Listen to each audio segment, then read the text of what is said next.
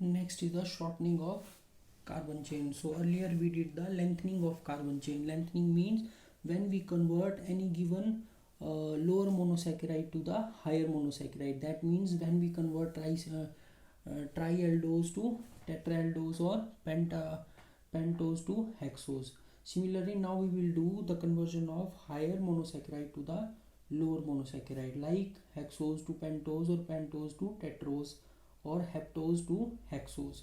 So an aldose can also be converted into next lower aldose containing one carbon atom less by the following two methods. So suppose we are uh, working from the aldose containing 6 carbon, then we will go to the aldose containing 5 carbon, so there will be one less carbon. So first method is the Ruff's degradation. This method, an aldose is first oxidized with the bromine water. So suppose that you have been given glucose, so try to learn the formulae of these hexoses, as they are most commonly present aldoses. So there are 6 carbon in the glucose. Further, now we will write their presence of hydroxyl groups. So these two hydroxyl groups on 4th and 5th carbon are on the same side, whereas on 3rd carbon the hydroxyl group is present on the left hand side, whereas on 2nd carbon hydroxyl group is present on the right hand side. So this is the D glucose. This is an aldohexose. Aldohexose means aldose, that aldehyde group is present. Hexose, there are 6 carbon in this aldose. So first of all we will oxidize it with the help of bromine water, that is Br2H2O.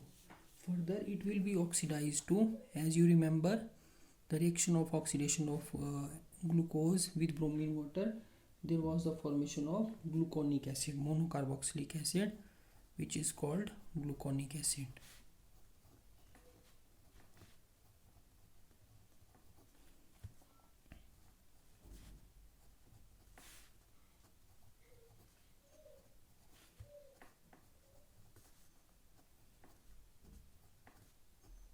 So there is the oxidation of this aldehyde group to the carboxylic group in first step. In next step, this formed gluconic acid is treated with the calcium carbonate, that is CaCO3. It results in the formation of calcium salt of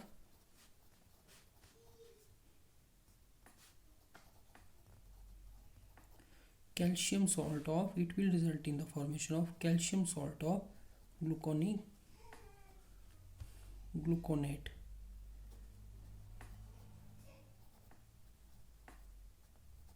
Here this carboxylic group, hydrogen in this carboxylic group will be replaced by calcium, Ca2 positive oblique 2. We wrote here oblique 2 because this is the bivalent species. Calcium is a bivalent species here, calcium 2 positive, whereas hydrogen exists as this H positive, whereas calcium exists as Ca2 positive. So this is the formation of calcium D gluconate. Further, in next step,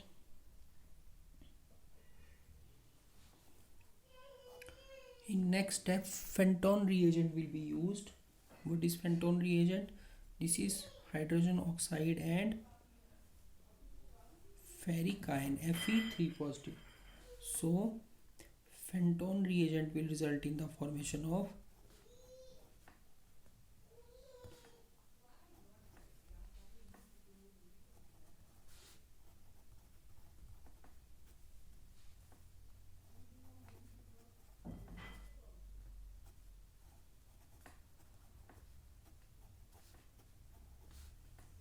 this is 5 carbon containing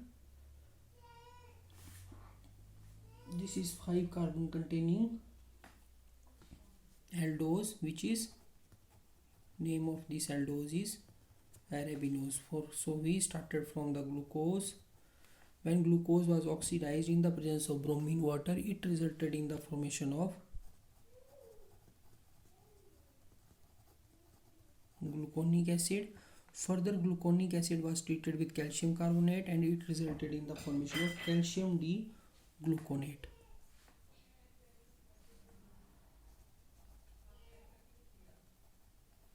It is the calcium D-gluconate. When it was treated with the Fenton reagent, this is Fenton reagent H2O2 Fe3 positive, it results in the formation of arabinose. So this is the rough degradation. So when you will ask to do Kiliani-Fisher synthesis, then you have been asked to prepare next higher aldose from that aldose. Like from arabinose you will prepare glucose and there will be formation of glucose as well as mannose. These are epimers. Whereas when you will ask to do rough degradation, there will be the degradation of carbon chain, that is the shortening of carbon chain. Next is the whole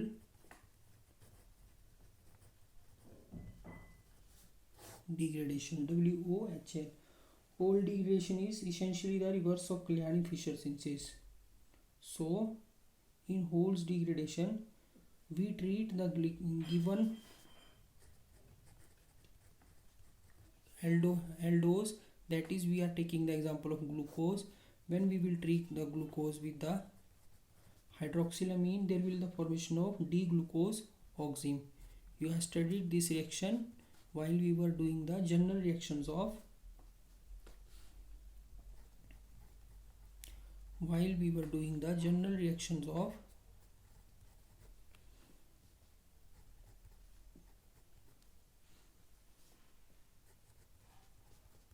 glucose. So this is the glucose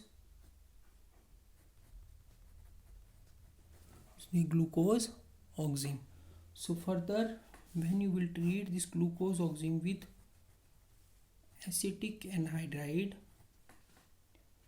and sodium acetate, it will result in the formation of gluconitrile pentacetate.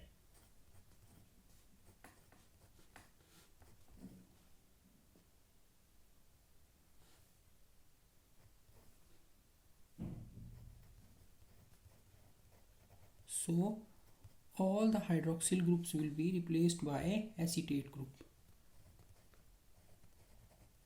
Basically this is the acetate group. This is prepared from the acetic acid CH3COOH. So basically this acetate group CH3 C double bond O and this oxygen, this replaces the hydroxyl group.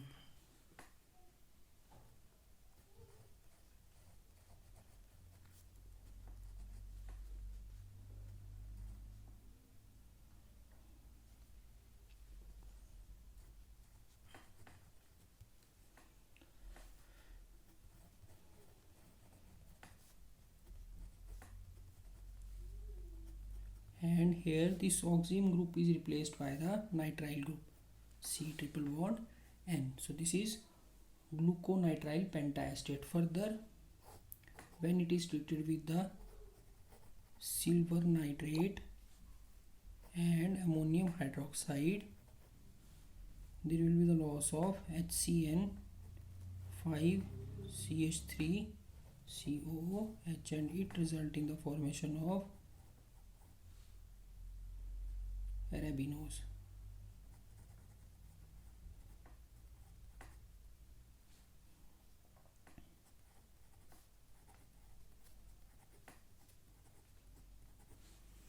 It results in the formation of arabinose. So this is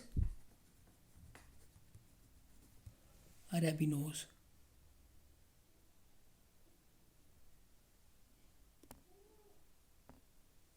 So this is arabinose. So we studied two type of shortening of carbon chain. One is by rough degradation and other by the whole degradation. So in rough degradation you treat the given aldose with the bromine water, which result in the formation of monocarboxylic acid of that particular aldose. Like here in case of glucose, the aldehyde group of glucose changes to carboxylic group. Further, calcium, in the presence of calcium carbonate, there is a formation of calcium salt, and ultimately Fenton reagent is used to form the lower one carbon short aldohexose. Whereas in case of whole degradation, the given aldose is taken. We are taking the example of aldohexose, that is glucose, which is first treated with the hydroxylamine, then with the acetic anhydride, and in last it is treated with the silver nitrate and ammonium hydroxide. So if you will do these examples at your own, you will repeat them and you will have more clarity. Next is the configuration of the monosaccharide. So the simplest monosaccharide is the glyceraldehyde. Glyceraldehyde means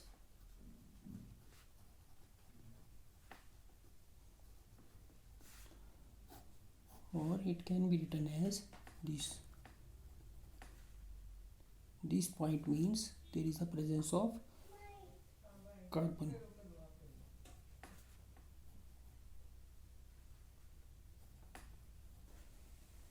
So this is glyceraldehyde. This is D-glyceraldehyde, and further let me write L-glyceraldehyde.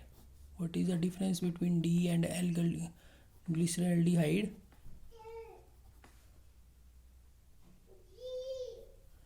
In case of L-glyceraldehyde, there is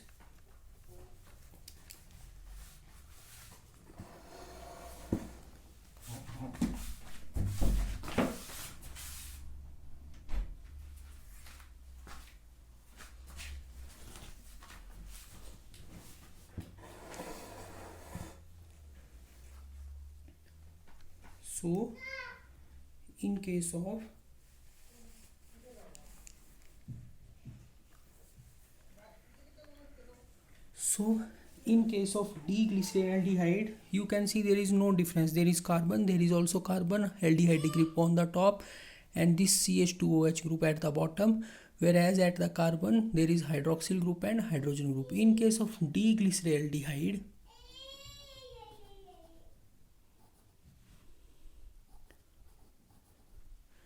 this is D-glyceraldehyde and this is L-glyceraldehyde. In case of L-glyceraldehyde, the hydroxyl group is on the left hand side. Because these are the polyhydroxy aldehydes, so on the left hand side, whereas in case of D-glyceraldehyde, this hydroxyl group is on the right hand side. So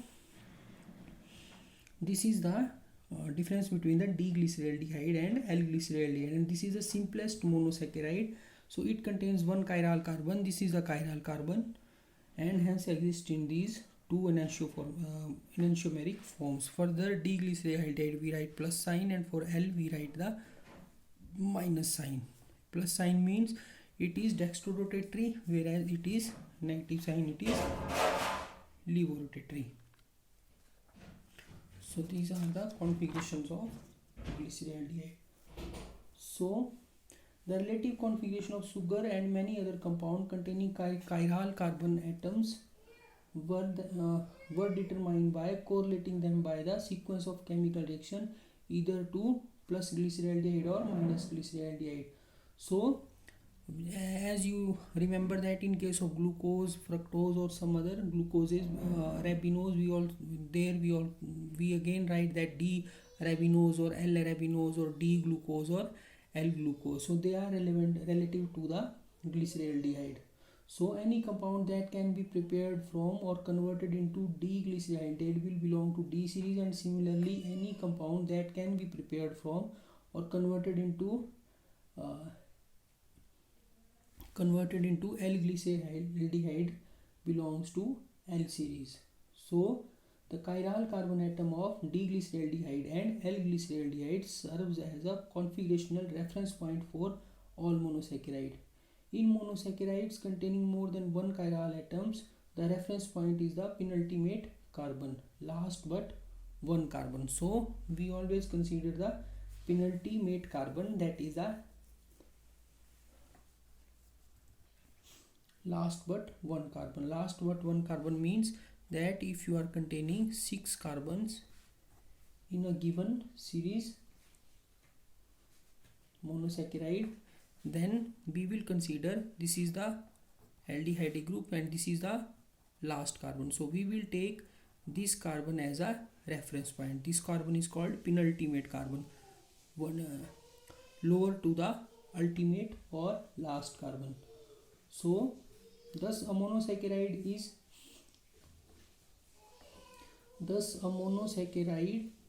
is given D configuration if the hydroxyl group at the penultimate carbon, like that in D-glyceraldehyde, lies on the right hand side. So in any of the monosaccharides, if this carbon is taken as a penultimate carbon, like in the glyceraldehyde, this is first, second and third. So this is the penultimate carbon, here this is the penultimate carbon. So we take the reference point of from the glyceraldehyde for the penultimate carbon. If at the penultimate carbon hydroxyl group is present on the right hand side, then it will be called as D series, whereas if the hydroxyl group is present on the left hand side on the penultimate carbon, that is if hydroxyl group is present here, so it will be called as L series.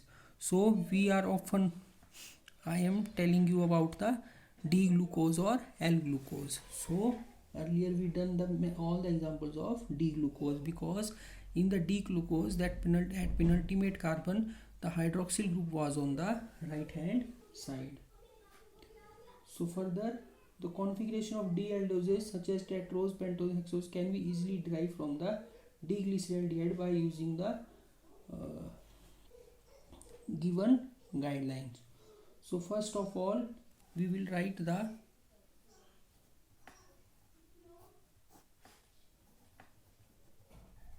D-glyceraldehyde. This is the D-glyceraldehyde.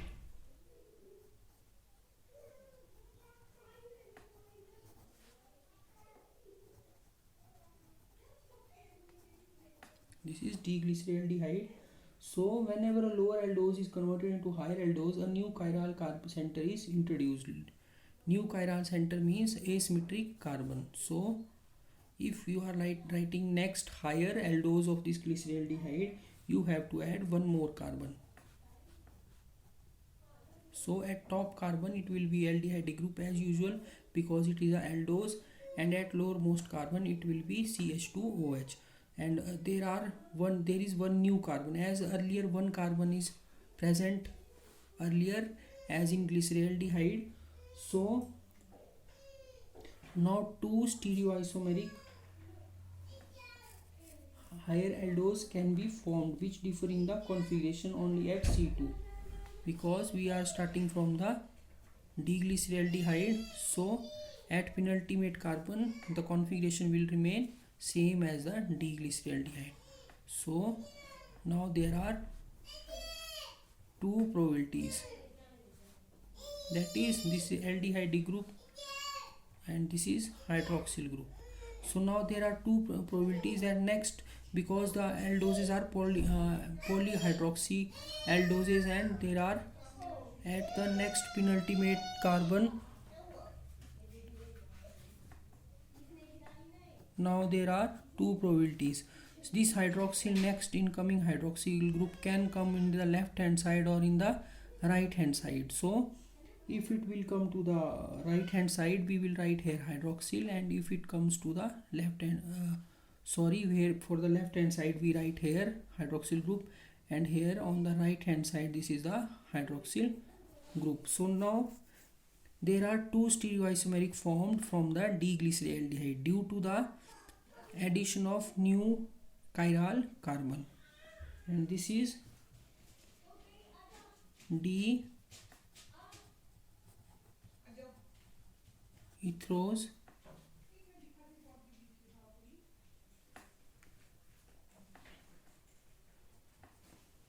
and this is D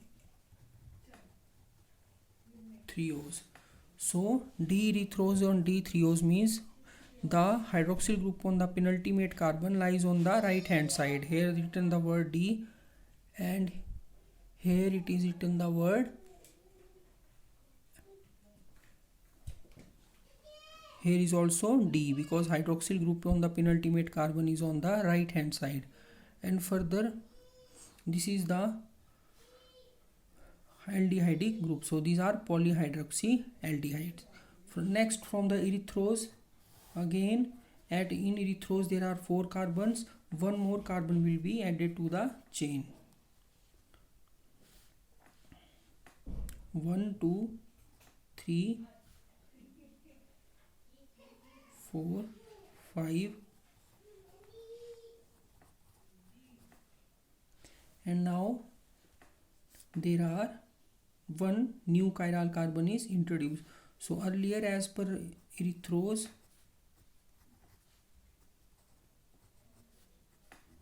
so this aldehyde group CHO, and this all structure remains same for the erythros. Now there is one new chiral carbon is added, and further here again this aldehyde group is written, and further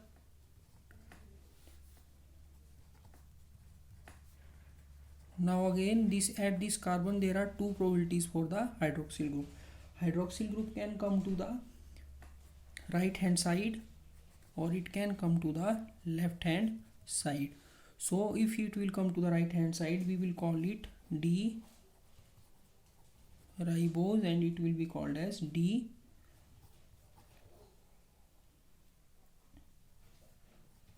arabinose. So basically we started from the glyceraldehyde. You can see this is the D-glyceraldehyde. So on the D-glyceraldehyde, similarly at penultimate carbon, the hydroxyl group is on the right hand side. Now similarly as erythros, threose can also form two stereoisomers, which will be xylose and lixose, and further these can also, if you add the, so this is the configuration of the aldoses. Further you can also write the configuration of the for the ketoses from the lower ketoses to the higher ketoses. Further, for what are erythro and threoisomers? So erythro and threodiastereomers are those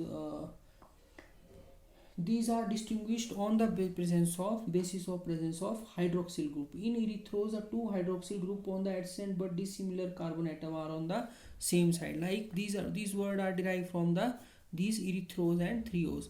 So if the similar group on the same side of the carbon, chiral carbon, then it will be called as erythros, and if they are on the opposite side of the carbon, then it will be called as threos. So these are the erythros and threos. So next time we will do the